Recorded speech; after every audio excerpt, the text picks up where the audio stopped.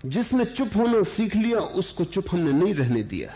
कहते हैं बुद्ध को जब ज्ञान हुआ तो वो 7 दिन चुप रह गए। चुप्पी इतनी मधुर थी, ऐसी रसपूर्ण थी, ऐसा रोआ रोआ उसमें नहाया सरोवर था। बोलने की इच्छा ही न जगी, बोलने का भाव ही पैदा न हुआ। कहते हैं देवलोक थरथराने लगा। कहानी बड़ी मधुर है, अगर कहीं देवलोक होगा तो जरूर थरथराया होगा। कहते हैं ब्रह्मा स्वयं घबरा गया, क्योंकि कल्प बीत जाते, हजारों हजारों वर्ष बीतते, तब कोई व्यक्ति बुद्धत्व को उपलब्ध होता है। ऐसे शिखर पर कोई हजारों वर्षों में पहुंचता है, और अगर उस शिखर से आवाज न दे, उस शिखर से अगर बुलावा न दे, तो जो नीचे अंधेरी घाटियों में भटकते लोग हैं उन्हें तो शिखर की खबर भी न मिलेगी। वो तो आंख उठा के देख भी ना सकेंगे, उनकी गर्दनें तो बड़ी बोझिल।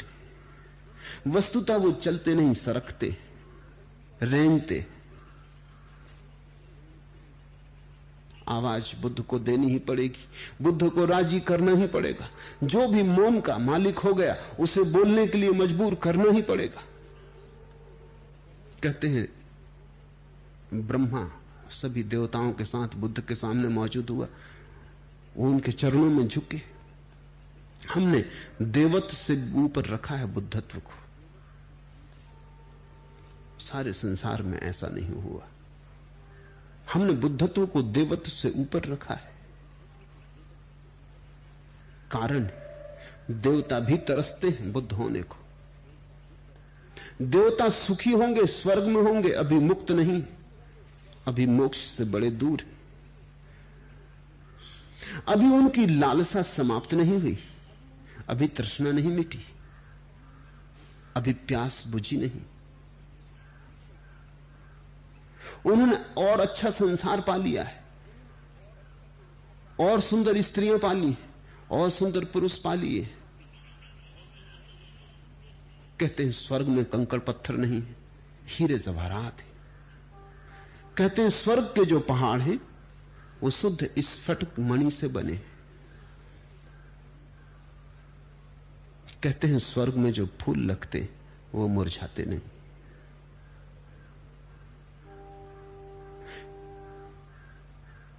परम सुख है, लेकिन स्वर्ग से भी गिरना होता है, क्योंकि सुख से भी दुख में लौटना ही पड़ेगा। सुख और दुख एक ही सिक्के के पहलू। कोई नरक में पड़ा है, कोई स्वर्ग में पड़ा है।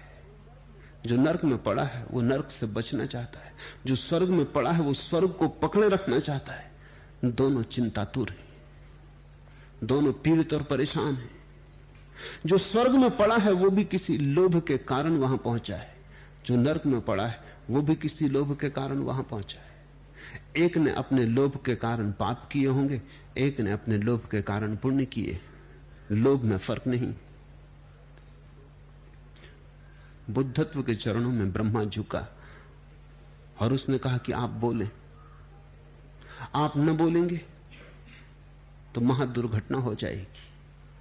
और एक बार यह सिलसिला हो गया तो आप परंपरा बिगाड़ देंगे। बुद्ध सदा बोलते रहे, उन्हें बोलना ही चाहिए।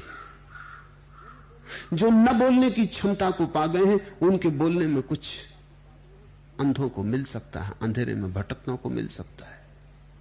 आप चुप न हो, आप बोले। किसी तरह बमुश्किल राजी किया। कहानी का अर्थ इतना ही है कि जब तुम मौन हो जाते हो तो अस्तित्व भी प्रार्थना करता है कि बोलो। वृक्ष और पत्थर पहाड़ भी प्रार्थना करते हैं कि बोलो। करुणा को जगाते हैं तुम्हारी कि बोलो। तुम जहां पहुंच गए हो वहां और भी बहुत पहुंचना चाहते। उन्हें रास्ते का कोई भी पता नहीं, उन्हें मार्ग का कोई भी पता नहीं, अंधेरे में टटोलते। उन पर करुणा करो, बोलो। तुम भी कल उनके साथ थे, इतने जल्दी भूल मत जाओ, विस्मरण मत करो, पीछे लौट कर देखो। साधारण आदमी वासना से बोलता है, बुद्ध पुरुष करुणा से बोलते हैं। साधारणानंद इसलिए बोलता है कि बोलने से शायद कुछ मिल जाए, बुद्ध पुरुष इसलिए बोलते हैं कि शायद बोलने से कुछ बट जाए। बुद्ध पुरुष इसलिए बोलते हैं कि तुम भी साझीदार हो जाओ उनके परम अनुभव में, पर पहले शर्त पूरी करनी पड़ती है मौन हो जाने की, शून्य हो जाने की। जब ध्यान बोलता है, जब ध्यान की वीणा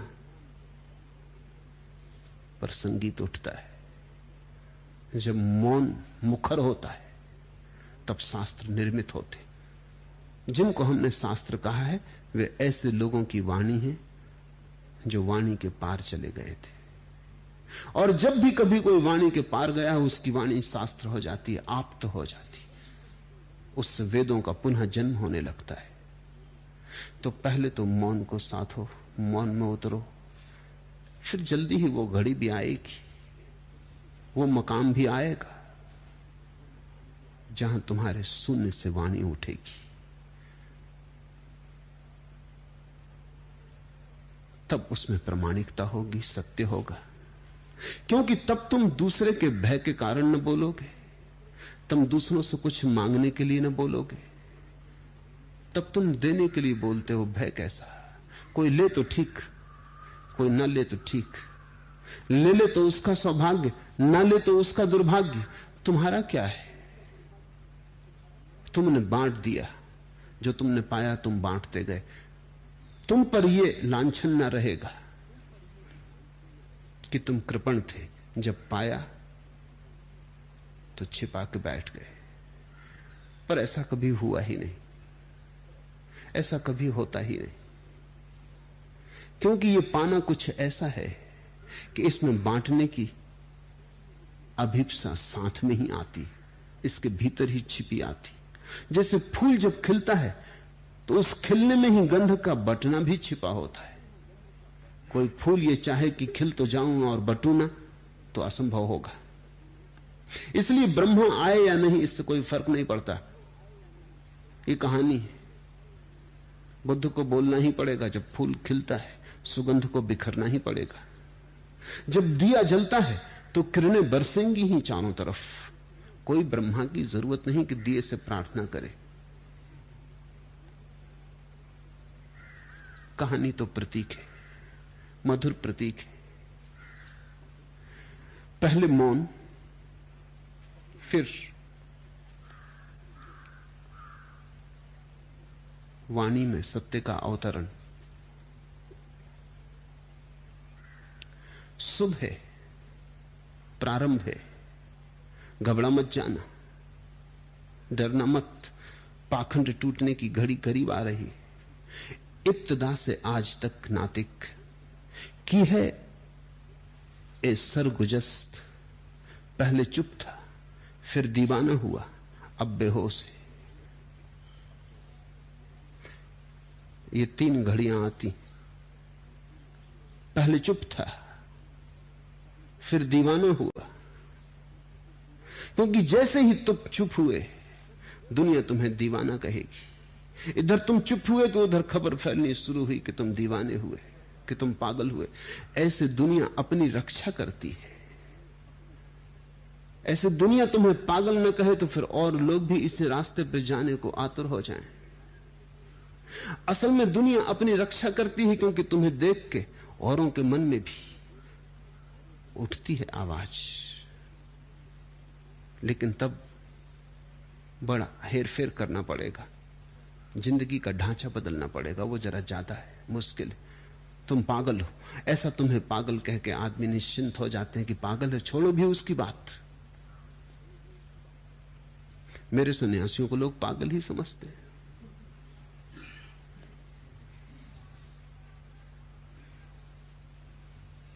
पागल हैं, उनकी बात ही मत सुनो।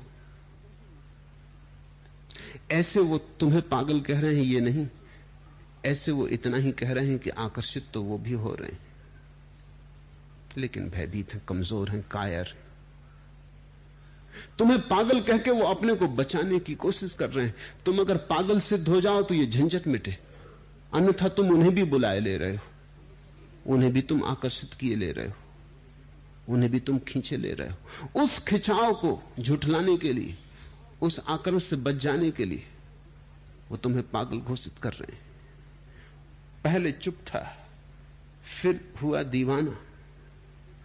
लेकिन ये दीवाना दोहरा अर्थ रखता है, लोग पागल कहें या ना कहें। जो चुप होता है वो एक अर्थ में दीवाना हो ही जाता है। किस अर्थ में दीवाना हो जाता है? इस अर्थ में दीवाना हो जाता है कि चुप होने के साथ ही साथ वो समाज के घेरे के बाहर पड़ने लगता है, मुक्त होने लगता है। जैसे ही तुम चुप होते हो, तुम इतने बलशाली होने लगते हो कि समाज की निर्भरता तुम छोड़ने लगते हो, और तुम्हारे जीवन में एक मस्ती आती जो केवल दीवानों के जीवन में होती।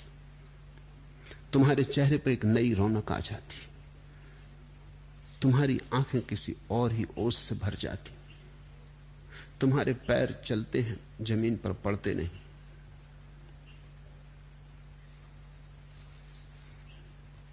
जैसे तुम हर हमेश किसी नशे से भरे हो।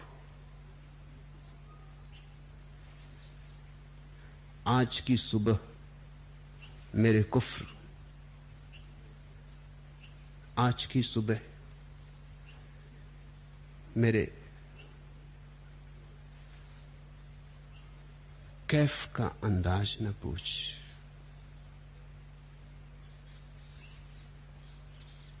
दिले वीरा में अजब की अंजुमन आराई है। मत पूछ मेरी मस्ती का हिसाब। उजड़े हुए हृदय में कोई अजीब महोत्सव हुआ है, कोई नई धुन बजी है। दीवाने तो तुम हो ही जाओगे, पागल तो तुम मालूम होने ही लगोगे। पर यह पागलपन चुनने जैसा है, यह पागलपन करने जैसा है। तुम्हारी सारी होशियारियां भी इकट्ठी होकर इस पागलपन के एक कतरे का भी मुकाबला नहीं कर सकती। तुम्हारी बुद्धिमत्ता दो कौड़ी की है, क्योंकि जिसने पागल होना जाना उसने ही परमात्मा का होना भी जाना। फिर हुआ दीवाना, अब बेहोश है। और फिर तीसरी घड़ी भी आती, जब तुम नहीं रहते, तुम बचते ही नहीं, उसी घड़ी को बेहोश कहते। बेहोशी का मतलब ये नहीं कि तुम्हारा होश खो जाता है, बेहोशी का मतलब कि तुम खो जाते हो। होश तो पूरा हो जाता है। ये ऐसी बेहोशी है कि इसमें होश खोता नहीं, बढ़ जाता है, लेकिन तुम मिट जाते हो। यही सांसारिक शराब और परमात्मा की शराब का भेद है। जब तुम शराब पीते हो, तुम तो रहते हो, होश खो जाता है। जब तुम परमात्मा को पीते हो, तुम तो मिट जाते हो, होश रह जाता है। इब्तिदा से आज तक नातिक की है यह सरगुजस्त। पहले चुप था, फिर हुआ दीवाना, अब बेहोश है।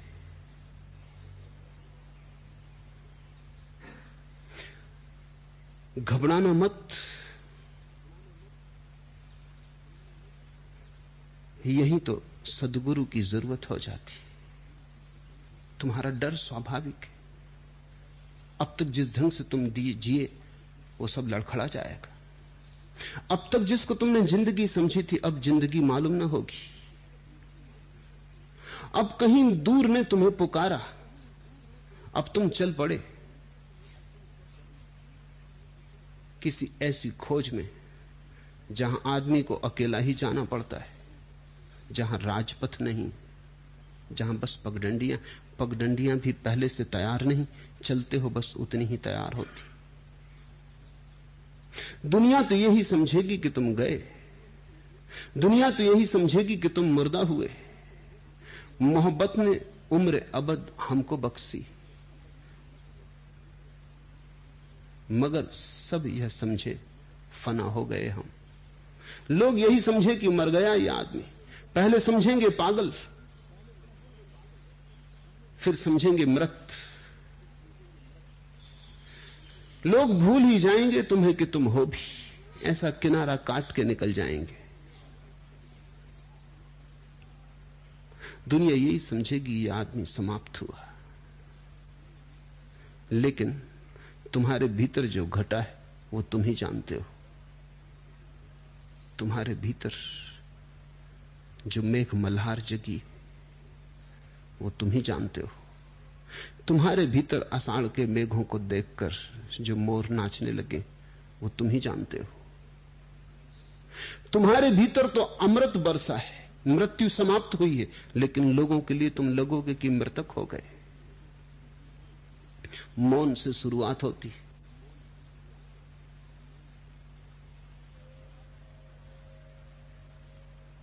उस शुरुआत में डर लगेगा, भय लगेगा, भाग जाने का मन होगा, लौट लौट के लोगों से बात करने का मन होगा, किसी तरह अपने को उलझा लेने का मन होगा, क्योंकि भय लगेगा ये भीतर कहां मैं जा रहा हूं।